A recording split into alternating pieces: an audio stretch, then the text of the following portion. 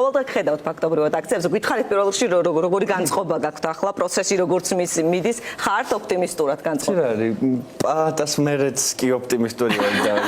ეს აქციების მერე მით უმეტეს. ძალიან დიდი მადლობა რომ მომიწვიეთ.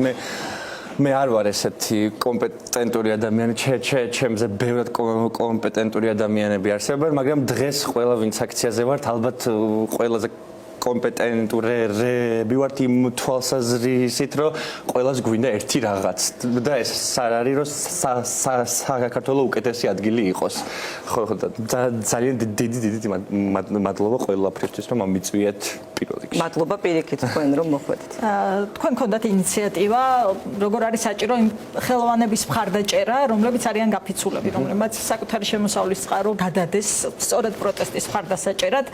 და კონკრეტული ქმედებებიც ამისთვის მიაღწიეთ კონკრეტულ შედეგსაც. გითხარით ამ ყველაფერზე, ამ ყველაფრის მნიშვნელობაზე დღეს დაემატა ბანკების მხარდაჭერაც ამ ნაწილს. სხვათა შორის იყო კრიტიკა, ის რამდენად საკმარისია, მაგრამ აი თქვენი გადმოსახედიდან ეს არის უკვე დიდი ნაბიჯი, მნიშვნელოვანი ნაბიჯი. იცით არის საკმარისი არასდროს არ იქნება იმ ხელ ტალღას მიაღწია აქციების დონემ და იმ ადამიანების დამოუკიდებლობამ და იმ აზრმა რომ ჩვენ უნდა ვიდგეთ ქუჩაში სხვათა შორის არავინ ესე კონკრეტულად არ ითხოვს რომ დაგვეხმარეთ ვაი და ვიღუპებითო ეს არის უბოლოდ იმ ადამიანების აზრი ვისაც გვინდა რომ დავეხმაროთ იმ ადამიანებს ვისაც ვიცით რომ ჭირდებათ ეს არის სანამ სახლიდან გამოვიდოდი ტიკეტ ჯიმ და TBC-მ დადეს ეს გადაწყვეტილება რომ 5 მილიონი ეს იქნებოდა რომ ყველა კონცერტი თუ სპექტაკლის ბილეთი ანაზღაურებული იქნებოდა რაც ამ აქციების გამო და იმ მოვლენების გამო ჩაეშალა რასაც დღეს ვუყურებ და ეს მე ვფიქრობ რომ დღეს საშვილიშვილო საქმეა და ამაზე კარგს ვერავინ ვერ გააკეთებს და იმედი მაქვს რომ ძალიან ბევრი ადამიანი მიბაძავს ამას და მაგრამ მე არ ვამბობ ამას რომ ეს მე გავაკეთე ან ვინმე გააკეთა ეს გააკეთა იმ ხალხმა ვინც აქციაზე დგას მაგრამ უბრალოდ ჩვენი იდეა იყო რომ ეს მომხდარიყო დავეხმაროთ იმ ადამიანებს ვინც უბრალოდ იბრძვიან ქუჩაში და არანაირი დრო და სურვილი არ რჩებათ იმის რომ სცენაზე გამოვიდნენ და იმღერენ იმიტომ რომ დღეს ყველანაირი სცენა უდიდესი სცენა გვაქვს მოთავსებული რუსთაველის გამზირზე და ყველა იქ ვდგავარ და ჩვენი როიალი და მიკროფონი არის იქ და ნუ უნდა ვიდგეთ იქ და ვინც დაგვეხმარება იმას რა თქმა უნდა 1000 და მილიონი მადლობა მეც ვერაფერს ვერ ვიტყვი ამასთან დაკავშირებით კი ბატონო აი ამ დგომით უკვე რა შედეგი დადგა როგორ უყურებთ უკვე რა შედეგი მივიღეთ და საკმარისია თუ არა ის რაც კეთდება ახლა ქუჩაში იმისთვის რომ დადგეს მთავარი შედეგი ახალი არჩევნები პოლიტპატიმრების გათავისუფლება შედეგი არც ერთი შედეგი არ არის მიღწეული იმის გარდა რომ ერთადერთი შედეგად თუ ჩავთვლით იმას რომ მე ნამდვილად პერსონალური აზრით მიმაჩნია რომ ეს არის შედეგი არის ის რომ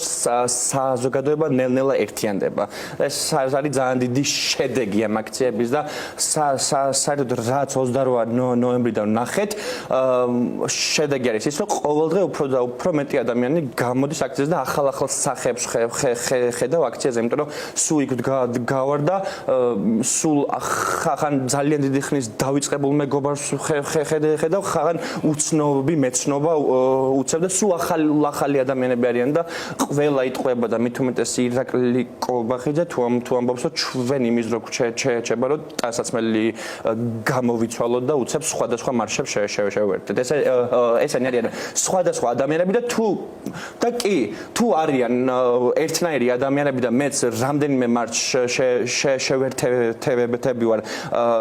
კონკრეტულ დღეს ეს არის იმიტომ რომ მე მინდა ვიდგე ქუჩაში და მე მინდა რომ დავაფიქსირო ჩემი აზრი და იმაში არაფერი არ არის დასაძრახი რომ მე მინდა რომ დღის უდიდესი ნაწილი გავატარო პროტესტში და იცით რა არის რაღაც პირველი პირისგან დამცინავი ტონი ეს რაღაც ძალიან მოდაში შემოვიდა ჩვენი de facto ხელისუფლებისგან და როგორ ახელებენ ისინი და რომ აი შინაარსი არა აქვს პროტესტი ახელებენ იმ ადამიანებს, ვინც ჩვენ არ გვეხმარება, მაგალითად, ანუ აი ის ადამიანები გინდა ტროლბოტები ვეძახოთ, გინდა ჩვეულებრივი ადამიანები, ის ტროლბოტები ის უკანაცხო ჩვეულებრივი ადამიანები გაგანან, რომლებიც იმაზე არიან წამსვლელები, რომ შენ შეგაგინონ ან ენის ბორციგზე დაგცინონ თუ რაღაცა. აი ამ ადამიანებს ხო ახელებს ირაკლი კობახიძე, იმიტომ რომ თუ მას შეუძლია ეს, რატო არ შეუძლია უბრალო მოქალაქეს. აი მაგას ვამბობ და ერთს იმასაც მივხვდი, რომ ტოტალიტარული სახელმწიფოს ამოცნობა ძალიან მარტივად შეიძლება რა 12 წლის განმავლობაში ჩვენ ვერ მივიღეთ ვერც ერთი მაღალჩინოსანისგან ბოდიში და ბოდიში არ არის მარტო ვერბალიზაცია ამ 600-იანი სიტყვის ვერბალიზაცია და არც ისე არ დავწვილ მანდები რომ თქვა რომ ეს საქმით უნდა დამტკიცდეს არა იყოს ბოდიში უბრალოდ ბოდიშს აქვს მაშინ მიზანი და მაშინ აქვს ფასი როცა რაღაცას სანამ ჩაიდენ იქამდე გაქვს იმის დაშვების აი იმას უშვებთ ვინშო შეიძლება ბოდიში მოგიხდეს მოსახდელი და ეს არ იგრძნობა იცით რა არის აი ეს იგივეა რაც გახარია მაკო გომურს მართლა პირდაპირ ნიშნულობით თვალი ამოთხარა და მე ბოდიში მოიხადა თუ ამის დაშვება იქნებოდა მანამდე რომ ეს მოხდებოდა მაშინ არ მოხდებოდა ესო ესე ძალადობრივი მეთოდით გასწორებოდნენ აქციის მონაწილეებს აი ეს არის ჩვენ ვენი de facto მაღალჩინოსნები არ უშვებენ იმას რომ ბოდიში შეიძლება მოსახდელი გავხდეთ ხვალინდელი საქმეებისთვის და ეს არის ძალიან მნიშვნელოვანი ჩვენ ვითხოვთ ჩვენ უკვე ბოდიში აღარ ჭირდება ანუ შეეძლოთ რომ 28 ნოემბერს როცა ირაკლი კობახიძემ გააკეთა განცხადება რომ ჩვენ წყვეთ